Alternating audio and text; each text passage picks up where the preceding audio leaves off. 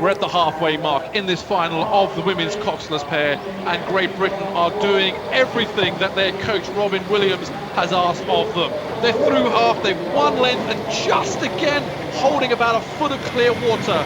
Now though, over the United States of America, who have come through New Zealand, who are the world champions in that second 500. Now this third 500 meters is absolutely crucial here, because you've got New Zealand, who are right on their back foot, the world champions. They now will be under pressure. Great Britain will have to grow in confidence, and you can see if ever there's a crew that enjoy racing and enjoy this third 500, it's the British crew. But watch out for the United States of America. Erin Cafaro and Eleanor Logan, they must be the most experienced of all of the athletes in this field. And remember, if we go right back to 2008 in Beijing, these guys, looking at United States there now, they are Olympic champions in the women's 8. They're very strong. They're very strong. Big athletes.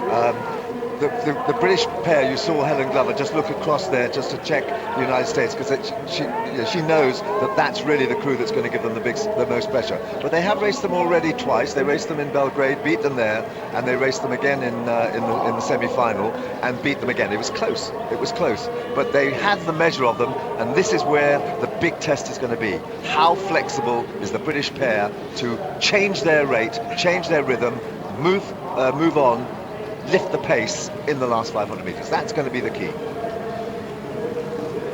I think the New Zealanders probably here just suffering a little bit from jet lag. They only arrived 4 or 5 days ago, so they're still recovering. They'll be faster.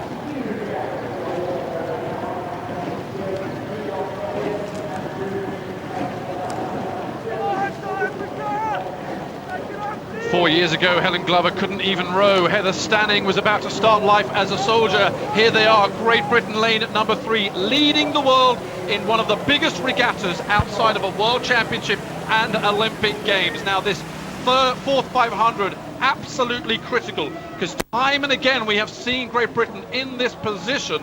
They have been exceptional out to the 1500 meter mark, but they've just let it go, let the crews come back at them. Watch out now, USA in lane 5. The New Zealand crew on your left of your picture, white boat, all black strip. They're almost kind of scampering along here. Very hard to see whether they'll come back on terms here. But the United States of America, the big, powerful crew of Cafaro and Logan, Olympic champions in the women's 8 here. These guys have the experience to overhaul Great Britain. We're into now the last 250 meters. Great Britain, you saw there, they were still at 33 strokes a minute, and then they moved up to 34.5. But the other two pairs are at 38. So the battle is really on. How can the British pair respond to this? We see how these three crews have split the field. 200 meters now remaining, and the British crowd are on their feet here, enjoying this race.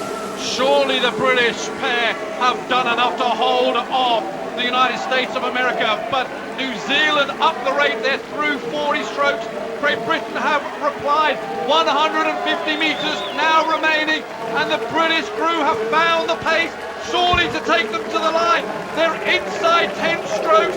It is going to be a gold medal now for Great Britain over an exceptional field. It's gold for Great Britain, silver for the United States of America, and New Zealand, the world champions, are bronze medalists today.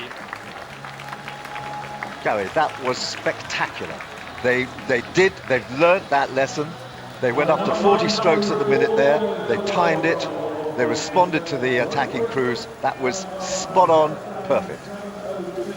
An exceptional confidence boost there, putting it all together. They now know they really have the ability to move on to the Olympic Games, which are coming up in little over 60 days.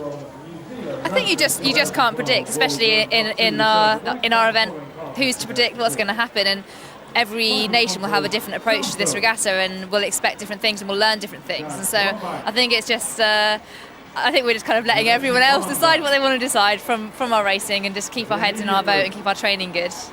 Heather, those Americans have been breathing down your neck all weekend.